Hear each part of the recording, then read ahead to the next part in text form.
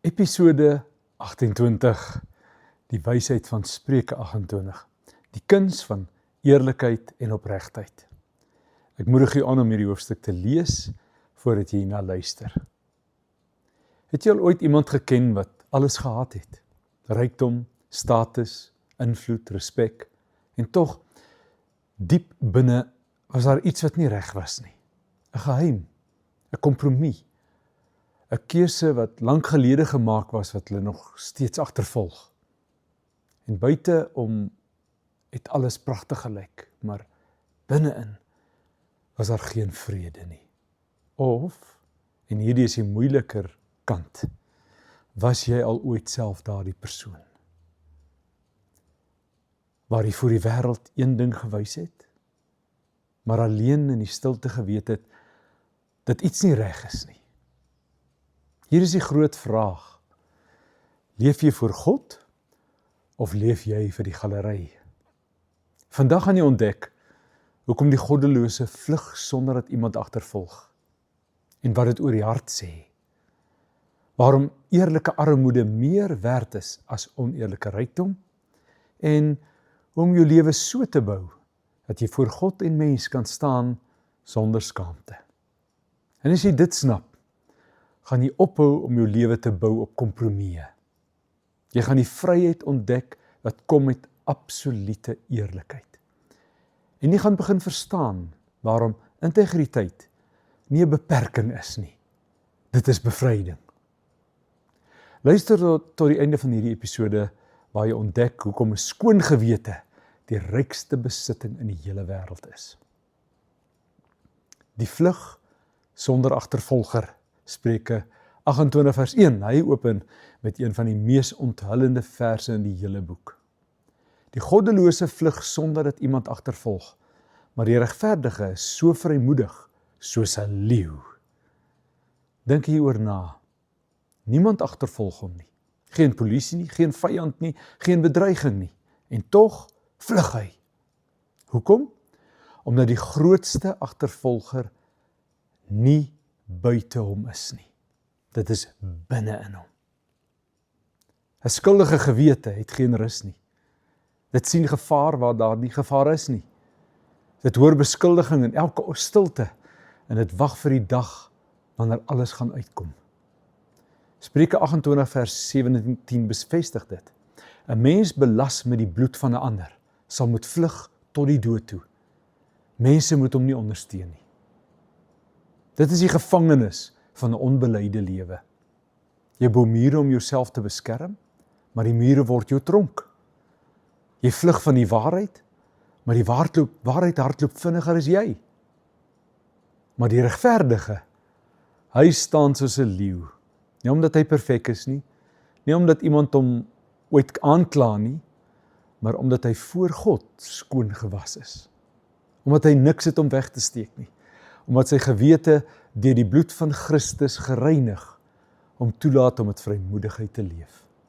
1 Johannes 3 vers 21 sê, geliefdes, as ons hart ons nie veroordeel nie, het ons vrymoedigheid teenoor God. Vrymoedigheid. Dis nie arrogansie nie, dis 'n selfvertroue, en dis ook nie 'n selfvertroue in die vlees nie. Dis die vrede van 'n skoon gewete voor 'n heilige God. En die vraag is daar iets in jou lewe wat jou laat vlug, terwyl niemand jou agtervolg nie? Eerlikheid bo rykdom.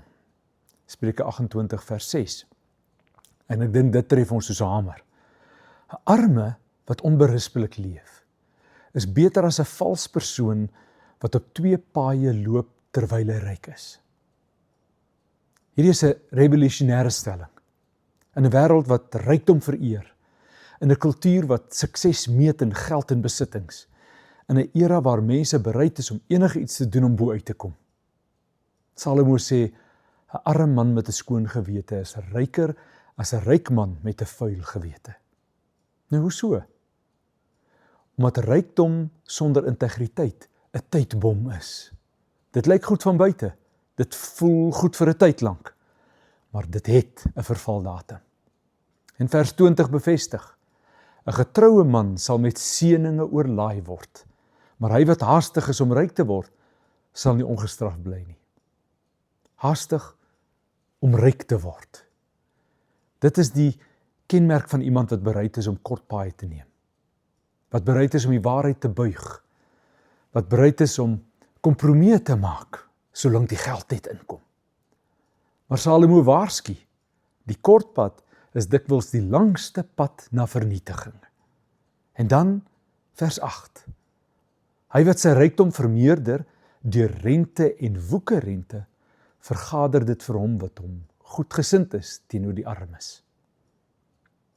Dit is 'n goddelike ironie. Wat jy onregverdig bymekaar maak, sal uiteindelik in die hande van die regverdige beland. God se geregtigheid is nie altyd vinnig nie, maar is altyd seker. Die vraag is, bou jy jou finansiële lewe op eerlikheid of op dit waarmee jy kan wegkom? Ons kyk na die krag van belydenis. Hier staan een van die mees bevrydende verse in die hele boek. Hy wat sy oortredings bedek, sal nie voorspoedig wees nie, maar hy wat dit bely en laat staan, sal barmhartigheid vind. Spreuke 28 vers 13. Hierdie verse is 'n sleutel. 'n sleutel na vryheid, 'n sleutel na herstel, 'n sleutel na 'n totaal nuwe begin. Daar's twee mense in hierdie vers. Persoon 1 bedek sy oortredings. Hy minimaliseer, hy verduidelik, hy regverdig, hy ignoreer. Hy hoop dit gaan van self weggaan. Maar dit gaan nie weg nie. Dit groei, dit verdiep, dit verstik, dit vernietig. Persoon 2 bely en laat staan. 2 aksies. Nie een nie, 2. Bely bring dit in die lig. Noem dit by die naam. Staan voor God en voor die betrokke mense en sê, ek het verkeerd gedoen.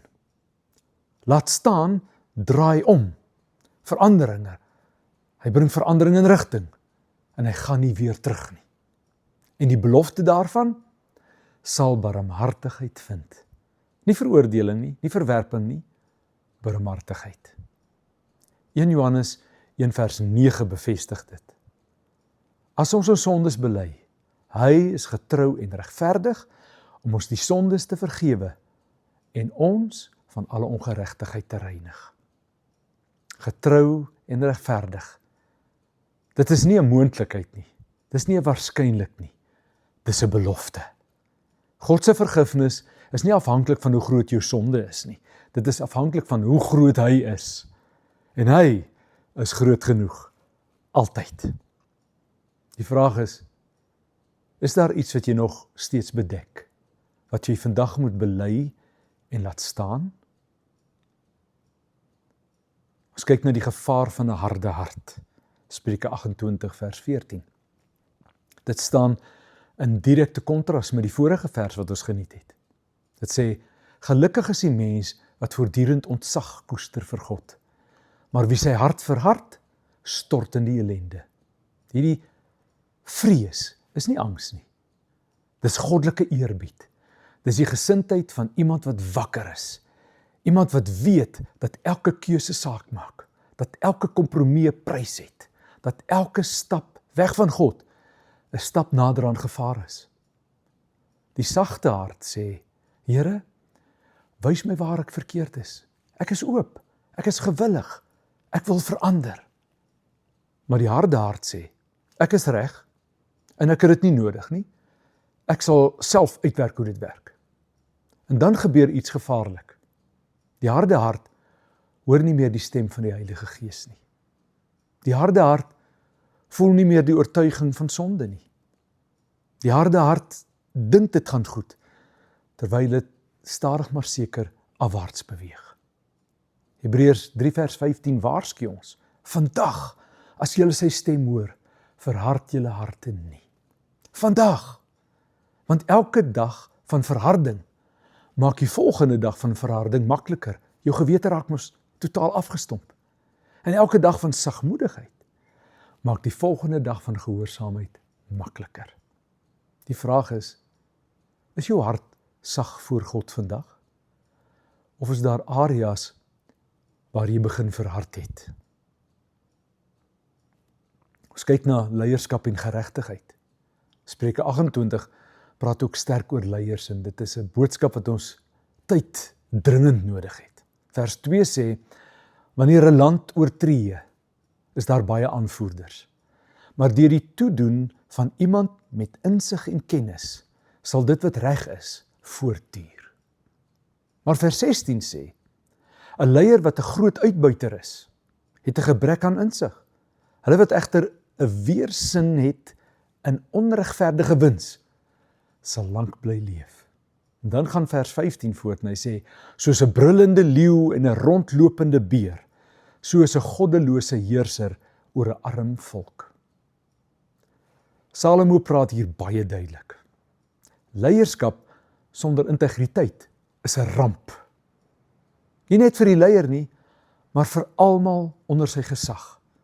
'n Leier wat sy posisie gebruik vir persoonlike gewin, wat die swakkes onderdruk, wat wysheid verruil vir gierigheid, bring verwoesting oor almal wat van hom afhanklik is. Maar die teenoorgestelde is ook waar. Vers 28 sluit af. Wanneer goddeloses oorneem, soek mense skuiling, maar wanneer goddeloses omkom, word die regverdiges meer. Regverdige leierskap skep ruimte vir mense om te floreer. Dit skep veiligheid. Dit skep vertroue. Dit skep 'n omgewing waar mense nie hoef weg te kruip nie, maar vrylik kan leef en groei. En dit geld nie net vir politieke leiers nie. Dit geld vir vaders en moeders wat huishoudings en huisgesinne lei. Pastore wat gemeentes lei. Bestuurders wat spanne lei. Vriende wat invloed het op mekaar en op ander. Elke leier sal uiteindelik rekenskap gee. Lukas 12 vers 48 bevestig dit. Elkeen aan wie veel gegee is, van hom sal veel gevorder word. Die vraag is, hoe gebruik jy die invloed wat God in jou hande geplaas het? Vir sy eer of vir jou eie gewin? Kom ons vat dit eenvoudig saam. 'n Skuldige gewete laat jou vlug sonder agtervolger. 'n Skoon gewete laat jou staan soos 'n leeu. Eerlike armoede is meer werd as oneerlike rykdom. Integriteit is jou grootste bate. Bedekte sonde vernietig. Belyde sonde bevry. 'n Sagte hart bly ontvanklik vir God. En 'n harde hart lei na verval. Leierskap sonder integriteit bring verwoesting. Leierskap met integriteit bring lewe en groei. Sê dit saam met my. Ek kies 'n skoon gewete bo vol sak. Ek kies 'n skoon gewete bo vol sak. En as jy vandag besluit, ek gaan ophou om te bedek wat ek moet bely. Ek gaan my lewe bou op eerlikheid, nie op kort paaie nie. Ek gaan die invloed wat God my gegee het gebruik vir sy eer. Tik dan hieronder by die komments. Ek kies wysheid. Like en subscribe as jy hierdie episode gevind het dat dit jou hart raak, as jy iets nuuts gesien het in God se woord, dan is dit vir jou gemaak. Like hierdie video sodat meer mense hierdie wysheid kan ontdek. Subscribe sommer op ons kanaal sodat jy geen episode misloop nie, want elke week gaan ons dieper in die woord van die Here in. Deel hierdie video met iemand wat dit vandag nodig het. Miskien is dit iemand wat vasgevang sit in 'n geheim wat hulle vernietig. Miskien iemand wat sukkel om eerlik te wees in hulle finansiële lewe. Miskien iemand wat 'n leier is en vergeet het namens wie hulle werklik lei. Een video kan 'n lewe verander. Deel dit vandag. Een oomblik van eerlike belydenis kan jare se gevangenskap beëindig. Een besluit om integriteit bo gewin te kies, kan jou erfenis vir altyd verander. Een leier wat besluit om reg te leef, kan 'n gesin, 'n gemeente of 'n gemeenskap transformeer. Die vraag is nie, is jy goed genoeg nie, of het jy genoeg reg gekry nie. Die vraag is, sal jy vandag in die lig instap en alles bring wat jy in die donker weggesteek het? Want God wag nie met oordeel nie. Hy wag met barmhartigheid. Hy wag nie om jou te veroordeel nie. Hy wag om jou te bevry. Die deur is oop, die lig brand. Hy ken jou naam. Spreuke 28 vers 13 sluit af. Maar hy wat dit bely en laat staan, sal barmhartigheid vind. Barmhartigheid. Nie wat jy verdien nie, nie wat jy gewen het nie, nie wat jy deur harde werk verdien het nie. Barmhartigheid is wat God gee aan diegene wat eerlik voor hom staan. En dit is genoeg. Dit is meer as genoeg. Bly gewortel in hom, bly gewortel in sy woord, en bly gewortel in eerlikheid voor God en mens, en die vrug sal verseker kom. Tot volgende keer, leef in wysheid, leef in integriteit. Totsiens.